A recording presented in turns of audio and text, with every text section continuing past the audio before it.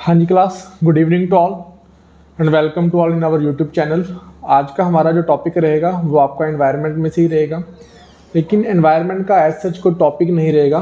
Environment के regarding आपकी कुछ ऑर्गेनाइजेशंस, एक्ट्स, प्रोग्राम्स अगर न्यूज़ में रहते हैं तो उनके रिगार्डिंग जो इम्पोर्टेंट ऑर्गेनाइजेशंस हैं उनके रिगार्डिंग आपका स्टैटिक पोर्शन, ठीक है, एंड आपका जो जिस वजह से वो ऑर्गेनाइजेशन न्यूज़ में है उसके बारे में थोड़ा बहुत डिस्कशन हम करेंगे।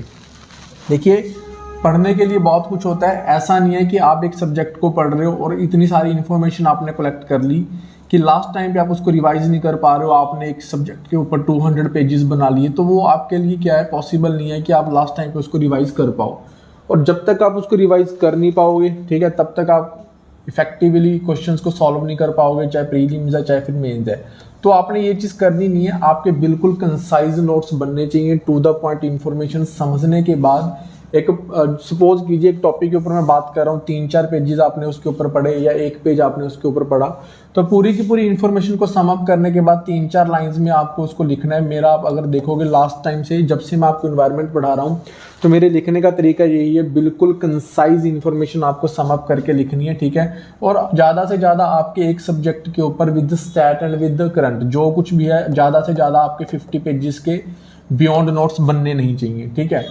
तो लेट्स स्टार्ट। जो कुछ इंपॉर्टेंट आपका न्यूज़ में रहेगा उस बॉडी के रिगार्डिंग कुछ स्टैटिक पोर्शन एंड अगर कुछ न्यूज़ में रहा है तो उसके बारे में बात करेंगे, क्योंकि अभी तक हमने ऑर्गेनाइजेशंस, एक्ट्स, प्रोग्राम्स के बारे में बात नहीं की थी, सिर्फ स्टैटिक पोर्शन कवर किया था, ठीक है। तो स्टार्ट करते हैं। सबसे पहला अगर बॉडी की बात करें, commission for air quality management.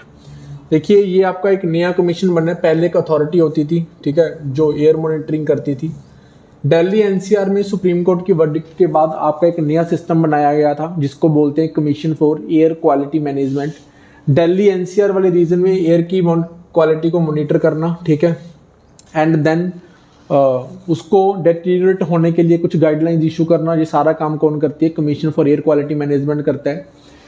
तो इसने क्या किया है, अनाउंस किया है अभी रिसेंटली, क्या, revision in the existing G RAP. G RAP क्या होता है? आपका ग्रेडेड रिस्पॉन्स एक्शन प्लान।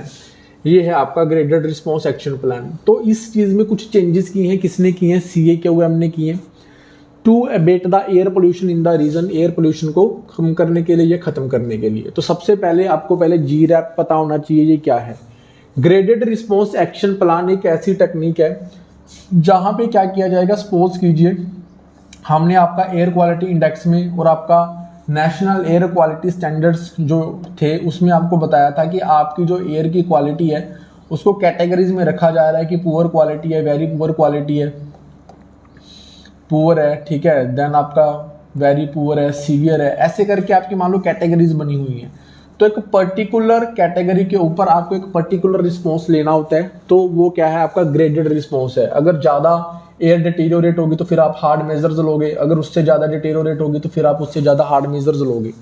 तो इस तरह का आपका एक रिस्पॉन्स एक्शन प्लान बना हुआ है। अब किस कैटेगरी में कौन सा एक्शन लेते हैं, जैसे मान लीजिए आपके डीजल व्हीकल बंद किए जा सकते हैं, ठीक है, अगर आपकी एयर क्वालिटी डिटेरियोरेट हो रही है। कंस्ट्रक्शन एक्टिविटीज को बंद किया जा सकता है एक पर्टिकुलर लेवल के ऊपर आके, क्योंकि वहाँ पे डस्ट बहुत ज़्यादा क्या होती है, प्रोड्यूस होती है। फिर आपका अगर बहुत ही ज़्यादा सीवियर है कि आपका ब्रीदिंग प्रॉब्लम्स भी हैं, तो आपके बच्चों के स्कूल्स को बंद किया जा सकता है, ठीक है, आउटडोर एक्टिविटीज़ बंद की जा सकती हैं। तो इस तरह का आपका रिस्पॉन्स आएगा according to the quality of the air. Graded है, ठीक है, एकदम से सारी चीज़ें नहीं होती। ऑड इवन फॉर्मूला भी आपका जो व्हीकल्स के ऊपर लगता है वो लगाया जा सकता है इसके अंदर।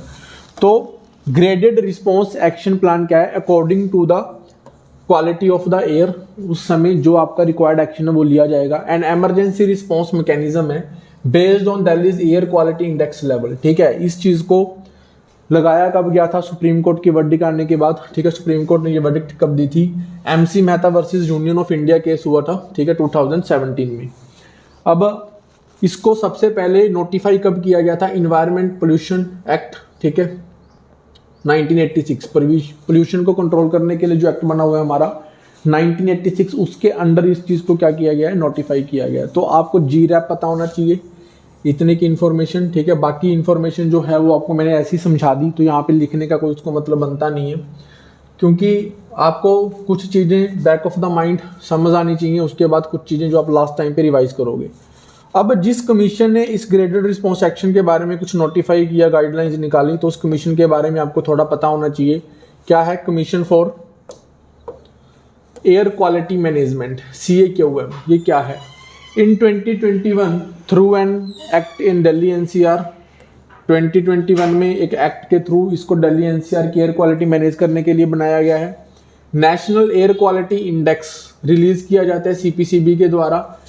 एक्चुअली जो ये एयर क्वालिटी इंडेक्स है वो तो सेंट्रल पोल्यूशन कंट्रोल बोर्ड के द्वारा निकाला जाता है, लेकिन जो ये कमीशन होता है इसी चीज़ को देखने के बाद क्या करता है, अपना एक्शन लेता है या रिस्पॉन्स करता है। अगर हम बात करें एयर क्वालिटी इंडेक्स में आपके 8 पॉल्यूटेंट्स हैं। नेशनल जो आपका एयर क्वालिटी स्टैंडर्ड सिस्टम था, ठीक है, उसमें हमने क्या किया था, 12 पॉल्यूटेंट्स के बारे में बताया था। तो यहाँ पे एयर क्वालिटी इंडेक्स में आपके 8 पॉल्यूटेंट्स हैं, आपको पता होने चाहिए। पार्टिकुलेट मैटर 10, साइज होता है ये जो आपका 10 लिखा हुआ है। पार्टिकुलेट मैटर 2.5, उसके बाद आपका nitrogen dioxide, ozone, sulphur dioxide, carbon monoxide, ammonia and lead.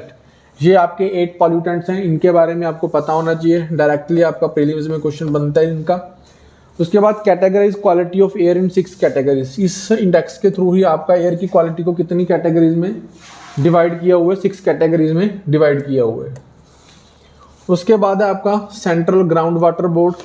Central ground water board है, नेम से ही आपको पता लग सकता है कि ये ग्राउंड वाटर जो होता है उसके रिगार्डिंग आपका क्या करते हैं, असेस करने के बाद augmentation, regulation of ground water resources, उनकी एक्सप्लोरेशन कम होनी चाहिए, इस तरह की एक्टिविटीज करता है। आपको इसका हेडक्वार्टर पता होना चाहिए कहाँ पे है। ये है आपका फरीदाबाद, हरियाणा में। एस्टेब्लिश हुआ था 1970 में, entrusted with the responsibilities of providing scientific inputs. Actually इस ग्राउंड वाटर जो बोर्ड है, इन्होंने मिनिस्ट्री ऑफ जल शक्ति के अंडर आपका क्या किया है कि आपकी अर्बन एंड रूरल एरियाज में एक्सेसमेंट की गई है कि अर्बन एरियाज में आपकी कितनी वाटर बॉडीज हैं, रूरल एरियाज में आपकी कितनी वाटर बॉडीज हैं। Approximately 97% of the water bodies जो है आपकी रूरल एरियाज में मिलेंगी, एंड अप्रॉक्सीमेटली आपकी जो वाटर बॉडीज हैं अर्बन एरियाज में 3% मिलेंगी। इतना ज़्यादा कुछ डिटेल में उस इन्फॉर्मेशन के बारे में आपको करना नहीं है, ठीक है। तो जस्ट आपको इस चीज़ बेसिक आइडिया होना चाहिए, इसलिए उस वजह से यहाँ पे ज़्यादा कोई डिटेल इन्फॉर्मेशन रखा नहीं है। सेंट्रल ग्राउंड वाटर बोर्ड आपको पता होना चाहिए बस। उसके बाद आपका रिसेंटली आपका एक प्लास्टिक ओवरशूट डे रिपोर्ट निकाली है। जिस बॉडी ने निकाली है वो है आपका स्विस बेस्ड रिसर्च कंसल्टेंसी अर्थ एक्शन, EA, ठीक है। स्विस बेस्ड कंपनी है रिसर्च कंसल्टेंसी अर्थ एक्शन। इन्होंने एक रिपोर्ट निकाली है 2023 plastic overshoot day. Plastic overshoot day क्या होता है कि एक ऐसा दिन पूरे ईयर का कैलकुलेट होता है।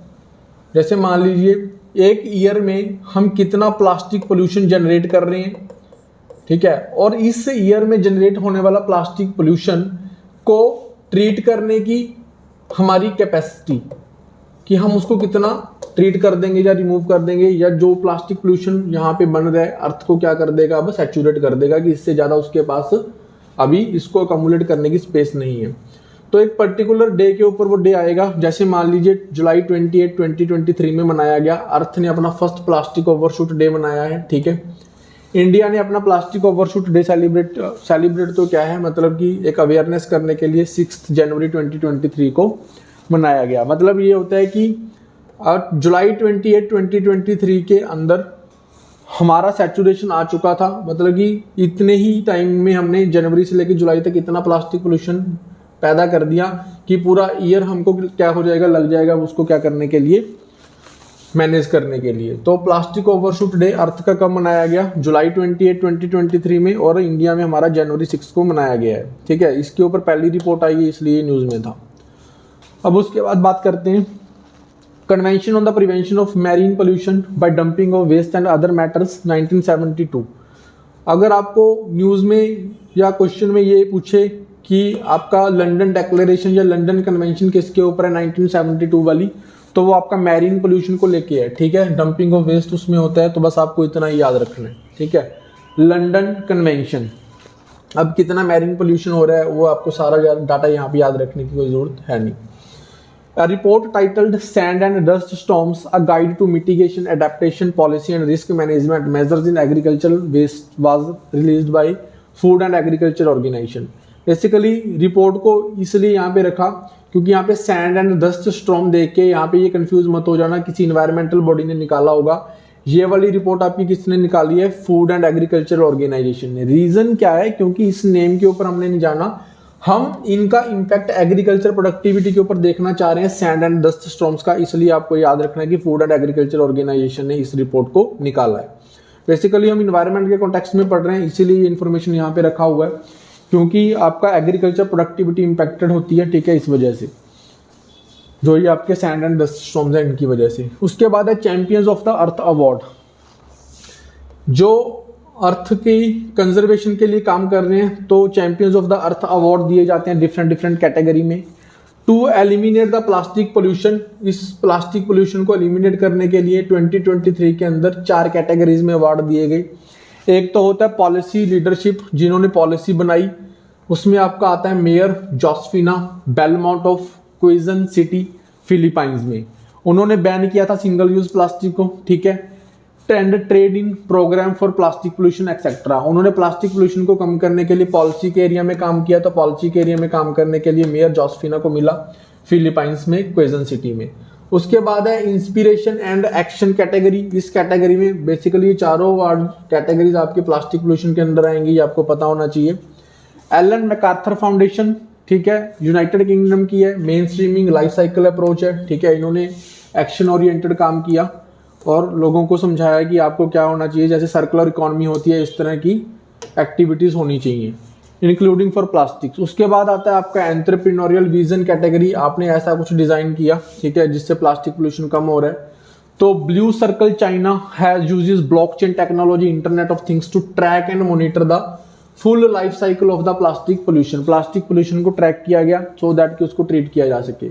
उसके बाद है आपका जॉस मैनुअल मॉलर, चाइल्ड से बिलोंग करते हैं, founder social enterprise Algramo, dedicated to providing the refill services that reduces the plastic pollutions, lower everyday essential cost, ठीक है। तो इनको भी ये अवार्ड मिला है इस कैटेगरी में। उसके बाद है science and innovation category. Science and innovation category में जिसको अवार्ड मिला, council for scientific and industrial research, South Africa वाली, uses cutting edge technologies and multidisciplinary research to develop the innovations to tackle the plastic pollution. 4 categories आपको नहीं भी याद रहेंगी, एक बार आप पढ़ लेना, लेकिन आपको इसका बेस थीम पता होना चाहिए कि प्लास्टिक पोल्यूशन की कैटेगरी में champions of the earth awards को दिया गया है। उसके बाद आपका 30 मार्च अनाउंस किया गया है international day of zero waste. जैसे हम वो सेलिब्रेट करते थे कि आपको क्या करना है कि एनर्जी कंजर्वेशन के लिए लाइट्स बंद रखनी है, एक ये डे भी हम मनाते होते थे, ठीक है। तो हमने 30 मार्च अनाउंस किया international day of zero waste. किसने अनाउंस किया? By United Nations General Assembly 2020 में किया था, jointly facilitated by the United Environment Programme UNEP and UN Human Settlement Programme UN Habitat, ठीक है। आपको इसका डे पता होना चाहिए, 30 मार्च को सेलिब्रेट होता है। उसके बाद है आपका 5th meeting of the conference of the parties to the Minamata convention. Minamata convention आपको पता होना चाहिए, मरकरी के पोल्यूशन को कंट्रोल करने के लिए ये कन्वेंशन है, हेल्ड हुई है रिसेंटली जेनेवा में। फेज डाउन करने की बात कही गई जो आपका डेंटल अमलगम होता है। आप अगर देखोगे तो ये ट्रीटमेंट के लिए यूज होता है, ठीक है। तो वहां पे इसको फेज आउट करने की बात कर रही है 2025 तक। No mercury level will be allowed in the cosmetics. Cosmetics product में भी आपका मर्करी जो है वो अलाउड नहीं किया जाएगा। तो मीनामाटा कन्वेंशन की 5th मीटिंग हो रही है, ठीक है। आइडिया होना चाहिए हल्का फुल्का, एज सच कोई 5th मीटिंग नहीं पूछेगा आपको। किस चीज़ के रिगार्डिंग है? आपकी मर्करी के पोल्यूशन को कंट्रोल करने के लिए। तो अबाउट मीनामाटा कन्वेंशन आप पढ़ ही लीजिए एक बार। अडॉप्टेड थी 2013 में, इसको अडॉप्ट कब किया गया ये पता होना चाहिए, जेनेवा में हुआ था। फोर्स में कब आई? 2017 में। मीनामाटा एक्चुअली क्या है? Named after the city in Japan. Japan में एक सिटी है जहाँ पे ये एपिसेंटर हुई थी मीनामाटा डिसीज, ठीक है। न्यूरोलॉजिकल डिसीज होती है, कॉज क्या करती है? By severe mercury poisoning. Mercury की वजह से आपको न्यूरोलॉजिकल प्रॉब्लम्स आती हैं। इन 1950s हुआ था। इंडिया ने इसको रेटिफाइड किया 2018 में with flexibility for continued use of mercury based products. Ratify तो इंडिया कर चुका है, लेकिन इंडिया ने एक फ्लेक्सिबल अप्रोच अपनाई है कि हम मर्करी के पोल्यूशन को कम तो करेंगे, लेकिन हम कब तक कम करेंगे? 2025 तक, ठीक है। Involving mercury compounds up to 2025। तो मर्करी के पोल्यूशन को कंट्रोल करने के लिए बना था सबसे पहले 2013 में जेनेवा में। ये इन्फॉर्मेशन आपको पता होनी चाहिए। उसके बाद है आपका new UN framework to protect environment from the harmful chemicals. एक नया फ्रेमवर्क है, ठीक है, कि एनवायरनमेंट को हार्मफुल केमिकल से बचाना है। इसके पहले भी आपके केमिकल्स के रिगार्डिंग काफ़ी सारे कन्वेंशंस बन चुके हैं, ठीक है, वो आप देखोगे जैसे रॉटरडम कन्वेंशन है, बेसल कन्वेंशन है, लेकिन अभी आपका यूनाइटेड नेशन का एक नया फ्रेमवर्क है, ठीक है, तो आपको आइडिया होना चाहिए। एग्रीड किया गया है 5th international conference of the chemicals management Bon Germany में, ये कोई बॉडी है, ठीक है, उसका 5th कॉन्फ्रेंस ऑफ पार्टीज हुआ। In addition to global framework ICCM5, इसका मतलब 5th मीटिंग हुई थी। Also adopted the Bonn declaration, Bonn declaration भी अडॉप्ट की गई, तो आपको पता होना चाहिए किस चीज के रिगार्डिंग है, केमिकल्स पोल्यूशन को कम करने के लिए। Declaration aims to prevent the exposure to harmful chemicals, phase out the most harmful ones where appropriate and the enhance the safe management. Basically chemical pollution को कम करना है, बस इतना याद रखना आपको। उसके बाद है आपका केमिकल्स पोल्यूशन को कम करने के लिए कुछ और भी कन्वेंशन आपकी याद होनी चाहिए। बेसल कन्वेंशन 1989 में हुई थी, किस चीज को कंट्रोल करने के लिए, transboundary movement of hazardous waste and their disposal. Basically waste and disposal के लिए कि कुछ केमिकल्स जो वेस्ट होते हैं, आपके इंडस्ट्रियल वेस्ट हो सकते हैं, तो उनकी ट्रांस बाउंड्री मूवमेंट है उसको कंट्रोल किया जाएगा। ऐसे नहीं है कि एक कंट्री में प्रोड्यूस हो रहा है दूसरी कंट्री में जाके वो वेस्ट अकमुलेट हो जाएगा, ठीक है, तो उसका ट्रांस बाउंड्री मूवमेंट हो रहा है, लेकिन उसको कंट्रोल तरीके से क्या करना है, आपको मैनेज करना है। तो इसके रिगार्डिंग आपकी एक इंटरनेशनल कन्वेंशन है 1989 वाली। उसके बाद आपकी रॉटरडम कन्वेंशन, ये भी केमिकल पोल्यूशन को कम करने के लिए 1998 में हुई थी। Prior informed consent procedure for the certain hazards chemicals and pesticides in the international trade. अगर आपको पेस्टिसाइड्स का जो हैजार्डस केमिकल्स का इंटरनेशनल ट्रेड करना है तो आपको प्रायर इन्फॉर्म कंसेंट लेना पड़ेगा इंपोर्टिंग एक्सपोर्टिंग कंट्रीज को। 1998 में हुआ था। स्टॉकहोम कन्वेंशन 2001 में हुई थी on the persistent organic pollutants, ऐसे पॉल्यूटेंट्स जिनकी एनवायरनमेंट में क्या रहती है, परसिस्टेंट एग्जिस्टेंस रहती है, बहुत जल्दी से वो डिग्रेड या बायोडिग्रेडेबल नहीं होते, ठीक है। तो आपको इनका ईयर एंड आपकी सीक्वेंस पता होनी चाहिए, BRS, ठीक है, ऐसे हुई थी ये। उसके बाद आपका ग्लोबल बायोडाइवर्सिटी फ्रेमवर्क फंड। देखिए, जहाँ पे भी हम इन्वायरमेंट की बात करते हैं, कुछ नया प्रोग्राम लॉन्च करने की कोशिश करते हैं, इन्वायरमेंट को प्रोटेक्ट करना चाहते हैं, तो बेसिक चीज़ है कि हमें फंड चाहिए, फाइनेंस चाहिए। तो उस चीज़ के रिगार्डिंग आपका काफ़ी सारे एफर्ट्स होते हैं, इंटरनेशनल ऑर्गेनाइजेशंस मिलके कुछ फ्रेमवर्क बनाती हैं। तो उसी कॉन्टेक्स्ट में ये समझ लीजिए आपका एक GFF बना है नया, ठीक है। तो GFF आपका क्या है, ग्लोबल बायोडाइवर्सिटी फ्रेमवर्क फंड है। बायोडाइवर्सिटी को क्या करने के लिए, उसके लॉस को कम करने के लिए, उसको प्रोटेक्ट करने के लिए रिसेंटली रेटिफाइड किया गया, लॉन्च किया गया at the 7th assembly of the global environment facility. ये आपका सबसे पहला एनवायरनमेंट फंड फैसिलिटी है जो आपका 1992 में हुआ था, I think. Global environment facility यहाँ पे लिखा भी हुआ, 1992 में रियो अर्थ समिट हुआ था। तो इसके अंडर आपका क्या हुआ है, ग्लोबल बायोडाइवर्सिटी फ्रेमवर्क फंड। ये बॉडी ही रिस्पॉन्सिबल है मेनली फाइनेंस प्रोवाइड करवाने के लिए, ठीक है। तो इन्होंने अब एक नया फ्रेमवर्क लॉन्च किया, बायोडाइवर्सिटी फंड उसको बोल सकते हो, global biodiversity framework fund. 7th assembly meeting है, ऐसा कुछ याद रखने की जरूरत नहीं है, लेकिन GEF के अंडर है, ये पता होना चाहिए।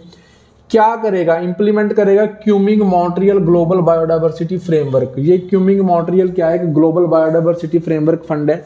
इन्वायरमेंट का आप स्टैटिक पढ़ोगे वहां पे भी आपको पता चलेगा। उसके पहले आपको बताया था कि बायोडाइवर्सिटी को प्रोटेक्ट करने के लिए इस जगह के ऊपर मॉन्ट्रियल के अंदर, कनाडा के अंदर आपका ये टारगेट सेट किए गए हैं। 4 गोल्स हैं वहाँ पे एंड आपके 23 टारगेट्स हैं बायोडाइवर्सिटी को प्रोटेक्ट करने के लिए। जैसे उनको कंजर्व करोगे, फिर आप उनका सस्टेनेबल यूज करोगे, इंफॉर्मेशन शेयरिंग का भी आपका एक पॉइंट होता है उसमें। तो बेसिकली आप ये समझ लीजिए क्यूमिंग मॉन्ट्रियल प्रोटोकॉल आपका बायोडाइवर्सिटी को कंजर्व करने के लिए एक फ्रेमवर्क है।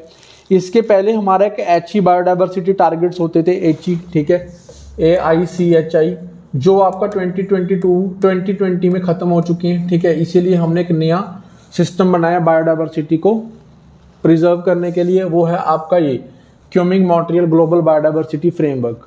अभी आपको जी पता है कि ग्लोबल एनवायरनमेंट फैसिलिटी को World Bank as a trustee serve करता है, तो इसका भी वर्ल्ड बैंक ट्रस्टी ही रहेगा। तो about Kunming Montreal global biodiversity framework एक बार हम पढ़ लेते हैं। यहाँ पे अभी 2 चीजें देखो, GEF है उसके बारे में भी पढ़ेंगे, क्यूमिंग मॉन्ट्रियल प्रोटोकॉल है उसके बारे में भी हम थोड़ा पढ़ लेते हैं। Kunming Montreal global biodiversity framework adopt किया गया था 2022 में, क्योंकि मैंने आपको बताया कि आपका 2020 में क्या हो चुका था, HE बायोडाइवर्सिटी टारगेट्स जो बनाए हुए थे वो आपके खत्म हो चुके थे। ठीक है, तो नया फ्रेमवर्क चाहिए था हमें बायोडाइवर्सिटी को कंजर्व करने के लिए। तो 2022 में कॉन्फ्रेंस ऑफ पार्टीज 15 चल रहा था। ठीक है, मॉन्ट्रियल में हुआ था। UN convention on biological diversity का COP15 था, CBD। एक अलग से भी आपको पता है UNFCCC के अंडर आपकी कॉन्फ्रेंस ऑफ पार्टीज होती है, ये वो वाला नहीं है। मॉन्ट्रियल COP15 CBD का है ये। उसके बाद है रिप्लेस करता है HE बायोडाइवर्सिटी टारगेट्स को। ठीक है, जो आपके एक्सपायर हो चुके हैं 2020 में। नॉट लीगली बाइंडिंग, सबसे इंपॉर्टेंट चीज़ है कि ये आपका लीगली बाइंडिंग नहीं है। 4 गोल्स हैं इसके अंदर। ठीक है, जो आपको 2050 तक अचीव करने हैं। 23 टारगेट्स हैं जो आपको 2030 तक अचीव करनी है। बेसिकली गोल्स के बारे में मैंने आपको बता दिया कि एक तो आपको कंजर्व करना है, ठीक है, बायोडाइवर्सिटी लॉस नहीं होना चाहिए। फिर आप उनका सस्टेनेबल यूज करोगे। ठीक है कि हम उनको कंजर्व कर रहे हैं, बट दैट डजंट मीन कि नेचुरली जो चीज़ हमें अवेलेबल हो रही है हम उसका यूज ही नहीं करेंगे। तो हमने सस्टेनेबल यूज करना है। तो इस तरह के आपके गोल्स बनाए हुए हैं। अब आप यूज कर रहे हो, इंडिजीनियस कम्युनिटीज जो हैं उन्होंने ही बायोडाइवर्सिटी को प्रिजर्व करके रखा और उनको कोई बेनिफिट नहीं मिल रहे, तो आप फेयर एंड इक्विटेबल डिस्ट्रीब्यूशन की भी बात करते हो। Fair and equal sharing of revenue distribution, अगर आपको उससे कुछ कमाई हो रही है तो इस तरह के टारगेट सेट किए जाते हैं। बस इसके बारे में आपको इतना पता होना चाहिए। उसके बाद हम ग्लोबल एनवायरनमेंट फैसिलिटी की बात करेंगे। बहुत ही इंपॉर्टेंट है क्योंकि ये फाइनेंस प्रोवाइड करवाता है। ठीक है, एक सिस्टम बना हुआ है, तो आपको इसके बारे में पता होना चाहिए। और रिसेंटली इसने एक नया फंड भी बनाया है।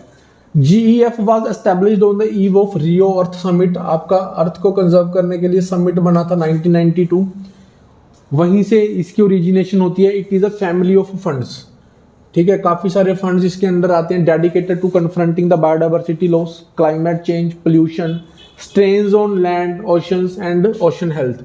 मतलब कि आप बोल सकते हो कि इन्वायरमेंट को कंजर्व करने के लिए जितना भी हमें फाइनेंस चाहिए वो ये बॉडी क्या करती है, उसको मैनेज करवाती है। Has a unique governing structure organised around an assembly. ठीक है, एक काउंसिल होती है, सेक्रेटरीट होता है, 18 एजेंसीज इसके अंदर काम करती हैं। Scientific and technical advisory panel है इसके पास। एज सच ये कुछ करने की जरूरत नहीं है। यहाँ पे आपको पता होना चाहिए 184 मेंबर्स हैं, इंडिया इसका मेंबर है। सेक्रेटरीट इसका वॉशिंगटन DC में होता है, क्योंकि वर्ल्ड बैंक जो है इसका ट्रस्टी के तौर पे क्या करता है, काम करता है। उसके बाद ग्लोबल एनवायरनमेंट फैसिलिटी, हमें पता है कि ये फाइनेंस प्रोवाइड करते हैं। तो फॉर्मली 5 कन्वेंशंस के लिए ये क्या करता है, फाइनेंस क्या करता है, प्रोवाइड करवाता है। Financial mechanism to 5 conventions. एक आपका first convention on biological diversity जिसके बारे में हम बात कर रहे हैं। दूसरा है आपका United Nations framework convention on climate change, UNFCCC के अंदर कुछ अगर करना चाहते हो तो उसको फाइनेंस प्रोवाइड करवाएगा। स्टॉकहोम कन्वेंशंस आपको पता ही है, परसिस्टेंट ऑर्गेनिक पोल्यूशन के बारे में हमने बात किया, उसको फाइनेंस प्रोवाइड करवाएगा अगर वहाँ पे कोई एक्टिविटी करनी है। UN conventions to combat the desertification, इस कन्वेंशन के लिए प्रोवाइड करवाएगा। एक मिनामाटा कन्वेंशन के लिए फाइनेंस प्रोवाइड करवाएगा। अभी इस कैटेगरी में भी फाइनेंस प्रोवाइड करवा रहा है। मॉन्ट्रियल प्रोटोकॉल को इम्प्लीमेंट करने के लिए भी ये फाइनेंस प्रोवाइड करवाता है। लेकिन मॉन्ट्रियल प्रोटोकॉल जो है वहाँ पे क्या है, ये बाइंडिंग नहीं है, मतलब कि फॉर्मली नहीं प्रोवाइड करवाता, लेकिन वहाँ पे भी प्रोवाइड करवाता है। 5 कन्वेंशंस आपको याद रहनी चाहिए। उसके बाद है कंट्रीज।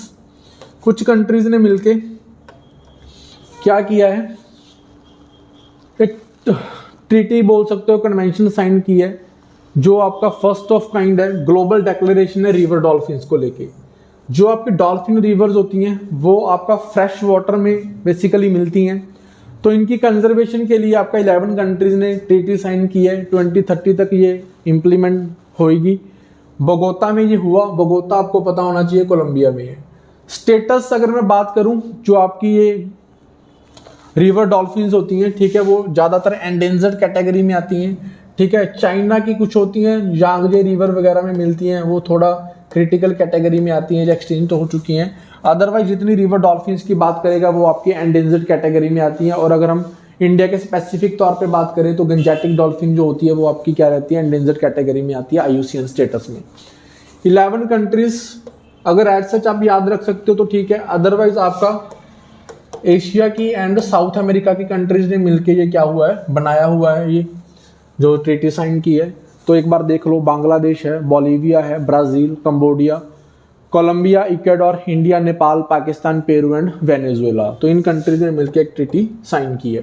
बेसिकली आपको इसका स्टेटस जो है वो याद रहना चाहिए, फ्रेश वाटर मैरीन स्पीसीज हैं ये, ठीक है। उसके बाद international union for the protection of new varieties of plants, ये इसलिए न्यूज में रहता है क्योंकि हमारा यहाँ पे इंडिया में भी आपको पता है कि फार्मर्स एंड जो आपकी कंपनीज होती हैं, ठीक है, जो रिसर्च करती हैं वैरायटीज को लेके, लाइक आपको पता होगा पेप्सिको, जो आपकी पोटैटो वैरायटी थी जिनसे ले चिप्स बनते हैं, उनके कॉन्टेक्स्ट में हमारा एक क्या चल रहा था, डिस्प्यूट चल रहा था, ठीक है, कि उन्होंने फार्मर्स को स्यू करने की कोशिश की थी हाई कोर्ट में। तो उनको वहाँ पे सेटबैक मिला कि फार्मर्स का राइट बनता है एक बार जो वैरायटीज़ वो उगाते हैं। तो बेसिकली उस कंटेक्स्ट में आपको ये पता होना चाहिए कि international union for protection of new varieties of plants करके एक एक्ट बनता है या बॉडी बनती है, उसका हेडक्वार्टर आपका स्विट्जरलैंड में है, इंडिया उसका मेंबर नहीं है। इस कॉन्टेक्स्ट को समझाने का बस यही मतलब है कि इंडिया उसका मेंबर नहीं है, इंडिया का अपना protection of plant varieties act करके बना हुआ है, ठीक है। 2001 में इंडिया का अपना एक्ट बना था, उसके बारे में स्पेसिफिकली ऐसा यहाँ पे कोई बात नहीं करेंगे, इंटरनेशनल बॉडी का इंडिया मेंबर नहीं है। उसके बाद है global symposium on farmers rights. Farmers rights के बारे में काफ़ी सारी चीज़ें चलती रहती हैं, तो एक ग्लोबल सिंपोजियम है, ऑर्गेनाइज किया गया किसकी तरफ से, ITPGRFA की तरफ से, secretariat of international treaty on plant genetic resources for food and agriculture, ठीक है। इन्होंने एक दिल्ली डिक्लेरेशन साइन किया है जिसमें क्या करेंगे, ये आपका फार्मर्स के राइट्स को प्रिजर्व करेंगे। इस ट्रीटी को हम क्या बोलते हैं, सीड ट्रीटी भी बोलते हैं, बस इस चीज़ का आपको आइडिया होना चाहिए, क्या बोलते हैं इसको, सीड ट्रीटी। उसके बाद है आपका ब्राज़ील समिट। ब्राज़ील समिट जो है किस कॉन्टेक्स्ट में है, ब्राज़ील समिट आपका 3 बेसिन्स को कंजर्व करने की कोशिश चल रहा है। वो बेसिन्स आपके क्या है, ऐसे बेसिन्स हैं जहां पे आपके ट्रॉपिकल एवरग्रीन वेट फॉरेस्ट मिलते हैं, ट्रॉपिकल वेट एवरग्रीन फॉरेस्ट मिलते हैं, ठीक है। तो आप अंदाज़ा लगा सकते हो कि अगर यहाँ पे ये वाले फॉरेस्ट मिलते हैं तो सबसे ज़्यादा बायोडाइवर्सिटी यहीं पे मिलती होगी। और ये क्या है, लंग्स हैं अर्थ के लिए, क्योंकि सबसे ज़्यादा ऑक्सीजन क्या है, यही वाले फॉरेस्ट क्या करते हैं, प्रोड्यूस करते हैं। तो ब्राज़ील समिट में 3 बेसिस जहाँ पे ये फॉरेस्ट मिलती हैं उनको कंजर्व करने की बात कही गई है। समिट कहाँ पे हुआ, ब्राज़ील में हुआ है। कैपिटल किसकी है, ये कॉन्गो की कैपिटल है। For the preservation and restoration of the planets 3 ecological lungs, in 3 basis को हम 3 इकोलॉजिकल लंग्स बोलते हैं क्योंकि ऑक्सीजन प्रोवाइड करवाते हैं। 3 बेसिन कौन से हैं, सबसे पहले आपका एक कॉन्गो बेसिन है, देन फिर आपका अमेज़न बेसिन है, ठीक है, एंड देन आपका मेकॉन्ग बेसिन है, ठीक है, जहाँ पे आपको इसका Borneo Mekong south east Asia basin name है प्रॉपर, याद रखोगे आप। तो अगर आप इन कंट्रीज़ के नेम याद करना चाहते हो कि आपके कॉन्गो बेसिन में कौन कौन सी कंट्रीज़ आती हैं, तो आप एक बार पढ़ सकते हो। कैमरून आता है, सेंट्रल अफ्रीकन रिपब्लिक आता है, democratic Republic of Congo, Republic of the Congo, Equatorial Guinea and Gabon. Amazon basin की बात करें तो 9 कंट्रीज इसके अंदर आती हैं साउथ अमेरिका की, ठीक है। वो यहाँ पे आप देख सकते हो, जो हमारी मैप सीरीज है वहाँ पे पता चल जाएगा आपको अमेज़न बेसिन कहाँ तक स्प्रेड हुआ है। ऐसे ही आपका एक बेसिन है Borneo Mekong south east Asia basin. तो इन तीनों बेसिन को कंजर्व करने के लिए आपका ब्राज़ील समिट हुआ था। These 3 global global ecosystems account for 80% of the world's tropical forests and 2/3 of the Earth's biodiversity। इतना परसेंट यहाँ पे ये फॉरेस्ट मिलते हैं, इसीलिए वो क्या करते हैं, 2/3 ऑफ द बायोडाइवर्सिटी को सपोर्ट करते हैं। उसके बाद आपकी एक और डिक्लेरेशन न्यूज़ में है जिसको हम क्या बोलते हैं, बेलम डिक्लेरेशन। ये किस चीज़ के रिगार्डिंग है, ये आपका अमेज़न कोऑपरेशन ट्रीटी ऑर्गेनाइजेशन में जितने मेंबर हैं उन्होंने साइन की है। बेलम क्या है, आपका एक सिटी है ब्राज़ील में, ठीक है। इसके कंट्रीज कौन कौन से हैं, Bolivia, Brazil, Colombia, Ecuador, Guinea, Peru, Suriname and Venezuela. Belem declaration calls for ensuring the participation of the indigenous people in decision making. जो भी आप डिसीजन लेना चाहते हो कंजर्वेशन के रिगार्डिंग, तो इंडिजिनियस पीपल को क्या करोगे आप, डिसीजन मेकिंग में रखोगे, ठीक है। Also committed to launching the Amazon alliance to fight the deforestation. वहाँ पे डिफॉरेस्टेशन की प्रॉब्लम है, उसको रिजॉल्व करना है, तो उसके रिगार्डिंग भी ये काम करेगा। बेलम डिक्लेरेशन इंडिजिनियस राइट्स को क्या करती है, रिप्रेजेंट करती है, मतलब वो आपको आइडिया होना चाहिए। Current affair point of view से। उसके बाद आपका इंटरनेशनल व्हेलिंग कमीशन है बना हुआ है आपका। Issued first extinction alert for the vaquita porpoise whales. ये आपके वेल्स हैं, ये आपके एक्सटिंक्शन की कगार के ऊपर हैं, ठीक है, on the verge of extinction. तो इन्होंने अब क्या किया है, एक गाइडलाइन इशू किया, या यू कैन से कि अलर्ट इशू किया। These whales are critically endangered vaquita porpoise, पता होना चाहिए वेल्स हैं, स्टेटस क्या है, क्रिटिकली एंडेंजर्ड है, found only in the northern Gulf of California. Very important point prelims point of view से, वैक्यूशा प्रोपिस का पता होना चाहिए, वेल है, क्रिटिकली एंडेंजर्ड कैटेगरी स्टेटस में आती है and northern Gulf of California में ही मिलती है। उसके बाद है आपका बायोलॉजिकल डाइवर्सिटी एक्ट 2023, पार्लियामेंट ने इसको अमेंड कर दिया है, तो आपको इसके बारे में आइडिया होना चाहिए, ठीक है। Amending the biological diversity act 2002, basically ये हमारा एक्ट 2002 का है, अभी इसको अमेंड करके 2023 में क्या कर दिया गया है, नए चेंजेस किए गए हैं। तो कुछ चेंजेस का आइडिया होना चाहिए आपको, ठीक है। चेंजेस ये वाला हमारा एक्ट करता क्या है, UN convention on biological diversity जो 1992 में साइन हुई थी, उसको इम्प्लीमेंट करवाने के लिए हमने अपना नेशनल लॉ बनाया हुआ है। इसने क्या किया, डिसेंट्रलाइज, पहले इस एक्ट में होता क्या है, 3 सेंट्रलाइज डिसेंट्रलाइज मैकेनिज्म है। नेशनल लेवल के ऊपर भी आपकी एक अथॉरिटी है जिसको हम एनबीए बोलते हैं, स्टेट लेवल के ऊपर आपकी एक अथॉरिटी है जिसको हम स्टेट बायोडाइवर्सिटी बोर्ड्स बोलते हैं, फिर आपका लोकल लेवल की बॉडीज होती हैं जो आपका मैनेज करते हैं, जिनको हम बायोडाइवर्सिटी मैनेजमेंट कमिटीज बोलते हैं, ठीक है। तो ये आपका बेसिक स्ट्रक्चर है, लेकिन अभी रिसेंट चेंजेस क्या किए हैं वो आपको पता होना चाहिए।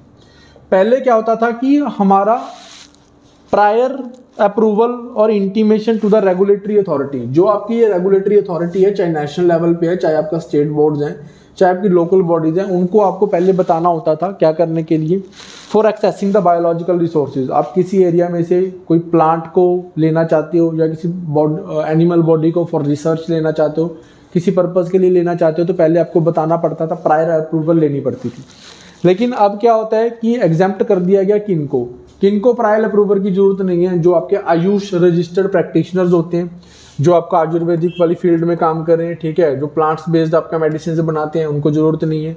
लोकल पीपल जो इस एरिया में रह रही हैं and communities of the area, उनको जरूरत नहीं है, including growers cultivators of the biodiversity from giving prior intimation to the SBB for accessing the biological resources for the commercial utilisation. उनको प्रायर इंफॉर्मेशन लेने, प्रायर उनको इन्फॉर्म करने की जरूरत नहीं है। ये आपका बड़ा चेंज हुआ है, ठीक है, ये चेंजेस पोर्शन है आपका, ठीक है। उसके बाद approval for the intellectual property rights. जब आप कोई चीज़ डेवलप करते हो, ठीक है, इनोवेशन करते हो, नई चीज़ निकालते हो, तो आपको इंटेलेक्चुअल प्रॉपर्टी राइट्स मिलते हैं, आप अप्लाई कर सकते हो। पहले क्या होता था, specifies that approval of NBA is required before applying for the IPR. IPR आप लेना चाहते हो तो सबसे पहले एनबीए की अप्रूवल लोगे कि आपका जो प्रोडक्ट है उसके ऊपर आपको आईपीआर मिल भी सकता है या नहीं, involving biological resources obtain from India. But अभी प्रायर अप्रूवल किस चीज़ के लिए खत्म कर दिया, अप्लाई के टाइम पे तो खत्म कर दिया। Now approval will be required before the actual grant of the IPR. IPR जब आपको एक्चुअल दी जाएगी उसके पहले ही आपको एनबीए की अप्रूवल लेनी है, एप्लीकेशन के टाइम पे आपको एनबीए की अप्रूवल नहीं लेनी है। हम कुछ चेंजेस की बात करेंगे जो आपका पेपर पॉइंट ऑफ व्यू से इंपॉर्टेंट है, ज़्यादा यहाँ पे कुछ करेंगे नहीं। Benefit sharing requires users of biological resources and associated knowledge to share the benefits with local community. पहले जिनको क्या होता था कि बेनिफिट्स होता था और उसको अपने बेनिफिट्स क्या करने पड़ते थे, लोकल कम्युनिटीज के साथ शेयर करने पड़ते थे। Now exempts users of codified traditional knowledge from this requirement. अभी जिनके पास कॉडिफाइड ट्रेडिशनल नॉलेज है उनको यहाँ पे क्या कर दिया गया है, एग्जाम्प्ट कर दिया गया। ऑफेंसेस एंड पेनल्टीज के बारे में आप देख सकते हो कि पहले क्या होता था, हार्श पनिशमेंट्स थी, ठीक है, आपको इम्प्रीजनमेंट हो सकती थी। अभी कुछ ऑफेंसेस के लिए आपको डीक्रिमिनलाइज कर दिया गया कि आपको जेल तो नहीं होगी, कुछ आप फाइन वगैरह भर सकते हो। यहाँ पे फाइन वगैरह प्रॉपर अमाउंट यहाँ पे याद रखने की जरूरत नहीं है। कुछ चीज़ों के लिए हमने क्या कर दिया गया, डीक्रिमिनलाइज कर दिया गया, जेल नहीं होगी, आपको फाइन ही भरना पड़ेगा। तो अगर हम उस एक्ट में चेंजेस कर रहे हैं तो बेसिक जहाँ से ये एक्ट की शुरुआत हुई तो उसके बारे में आपको पता होना चाहिए। United Nations convention on the biological diversity CBD about, इसके बारे में देख रहे हैं, N internationally legally binding multilateral treaty है, इंपॉर्टेंट है, लीगली बाइंडिंग है। रेटिफाई कर दोगे तो आपको लीगली बाइंडिंग होना पड़ेगा, लेकिन आप क्या कर सकते हो, नेशनल लॉज, नेशनल एक्ट बना सकते हो, ठीक है। ड्राफ्टेड इन 1992 में बना। 3 इसके गोल्स हैं। बायोलॉजिकल डाइवर्सिटी को कंजर्व करना है। कंजर्व तो कर लिया, लेकिन आप उसका अगर यूज करना चाहते हो तो सस्टेनेबल यूज करोगे। यूज करने के बाद अगर आपको कुछ बेनिफिट्स हो रहा है तो आप फेयर एंड इक्विटेबल डिस्ट्रीब्यूशन करोगे, जो भी आपको मिला उससे फ्रॉम द जेनेटिक रिसोर्सेज से। बेसिकली इंडिजिनियस पीपल्स की बात होती है, जिन्होंने हमारी बायोडाइवर्सिटी को कंजर्व किया, हम उन्हीं से बेनिफिट ले रहे हैं, तो हम उनको क्या करेंगे, कुछ बेनिफिट्स भी देंगे। Membership 196 parties, 196 parties included. India उसका पार्ट है, जैसे इंडिया इसका पार्ट है, इसीलिए हमने एक्ट बनाया हुआ है। उसके बाद है national tiger conservation authority. National tiger conservation authority के बारे में पता होना चाहिए। स्टैट्यूटरी बॉडी है, किस एक्ट के अंडर बनी है, वाइल्ड लाइफ प्रोटेक्शन एक्ट 1972 के अंडर बनी है, 2006 में बनी है। बेसिकली इसने अभी क्या किया था, एक 5th साइकिल ऑफ टाइगर्स की प्रिजर्वेशन के बारे में रिपोर्ट निकाली है। उसके बारे में इतना कुछ इंपॉर्टेंट नहीं है, आपको एक्ट पता होना चाहिए। उसके बाद असम की एक वाइल्ड लाइफ सेंचुरी न्यूज में है, जिसको बोलते हैं बूरा Chapori wild life sanctuary. Rhinoceros यहाँ पे इस वाइल्ड लाइफ सेंचुरीज में 40 साल बाद देखने को मिले हैं, इसलिए ये इंपॉर्टेंट है। बूरा चपोरी वाइल्ड लाइफ सेंचुरी कहाँ पे है, असम में है। उसके बाद है इको सेंसिटिव जोन्स। आपको पता ही है, ऐसे एरियाज जैसे नेशनल पार्क्स हैं तो उनके अराउंड आपको क्या करते हैं, एरियाज डिक्लेयर कर देते हैं कि इको सेंसिटिव है, ठीक है, सो दैट कि ये एज अ बफर जोन काम करें, नेशनल पार्क्स को, बायोस्फीयर रिजर्व्स को प्रॉब्लम क्रिएट ना हो। National wild life action plan 2002-2016 के अंदर इको सेंसिटिव जोन्स को डिक्लेयर किया गया था। Provides for the establishing ESZ under the environmental protection act. किस एक्ट के अंदर डिक्लेयर किए जाते हैं ये आपके इको सेंसिटिव जोन्स, 1986 के अंदर डिक्लेयर किए जाते हैं। और 10 किलोमीटर के अराउंड की जो बाउंड्री होती है वो आपकी क्या होती है, इको सेंसिटिव जोन्स होती है। उसके बाद UN adopts world's first international treaty to protect the high seas. अब हाई सीज आपको पता होना चाहिए, ऐसा एरिया ओशंस में जिसके ऊपर किसी भी कंट्री का कोई जुरिडिक्शन नहीं होता, कोई अधिकार किसी भी कंट्री का, किसी भी स्टेट का ओशंस के अगर अंदर नहीं है तो उसको क्या बोलते हैं, हाई सीज बोलते हैं। तो फर्स्ट इंटरनेशनल ट्रीटी हुई है to protect the high seas, क्योंकि वहां पे किसी का ऐसा कोई अधिकार नहीं है तो आप उसको एक्सप्लॉइट कर सकते हो। तो इसकी भी हमने कंजर्वेशन करनी है। फ्रेमवर्क बनाया गया, United Nations convention on laws of the sea. इस UN क्लॉज के अंदर आपका क्या है, एक ट्रीटी साइन की गई है कि हमने उसको प्रोटेक्ट करना है, प्रिजर्व करना है। बेसिकली ऐसा कुछ नहीं है। UN क्लॉज के अंदर आपको ज्योग्राफी के जब चैप्टर पढ़ेंगे ओशंस के, तो बस आपको ये पता होना चाहिए कि ओशन का जो एरिया होता है वो आपका 5 कैटेगरीज में डिवाइड किया हुआ होता है। 5 कैटेगरीज में आपका, जैसे आपका टेरिटोरियल वाटर होते हैं, ठीक है, ऐसे आपके इकोनॉमिक जोन्स होते हैं, तो डिवाइड किए हुए होते हैं जहां पे जो आपकी कोस्टल कंट्रीज हैं उनका सोल राइट है, ठीक है, चाहे वो एयर स्पेस हो, चाहे आपका डीप ओशन स्पेसिस हो। फिर अगर आप फर्दर इस साइड जाओगे तो वहां पे आपका एयर स्पेस के ऊपर कोई राइट नहीं है, जस्ट आपका जो ओशन के बीनीथ एरिया उसके ऊपर राइट है। फिर आप इस एरिया में चले जाओगे तो आपको शिपिंग राइट्स जो हैं वो नहीं मिलेंगे, ठीक है, या सभी को इक्वल मिलेंगे। तो ऐसे करके डिवाइडेशन ऑफ कैटेगरीज की गई है, ठीक है, सीज की। तो उसके बारे में हम बेसिकली अलग से पढ़ेंगे। इसी UN क्लॉज के ऊपर PCS इंटरव्यू में मेरे से क्वेश्चन पुट किए गए थे कि UN क्लॉज ट्रीटी क्या है, कैसे सीज को डिवाइड किया जाता है। तो बेसिकली मैं उस चीज़ को अलग सेपरेट वीडियो से मैं कवर करना चाहूँगा। उसके बाद है ऑपरेशन आपका कच्छाप। ऑपरेशन कच्छाप आपका क्या है, directorate of revenue intelligence saved, क्या सेव किया, 955 लाइव बेबी गंजेटिक टर्टल्स। जो आपके टर्टल्स गंजेटिक गंगा रिवर्स में मिलते हैं, ठीक है, इना crackdown on illegal wild life trade, उनको बचाने के लिए एक ऑपरेशन चलाया था जिसको हम बोलते हैं कच्छाप, ठीक है, टर्टल्स को सेव करने के लिए।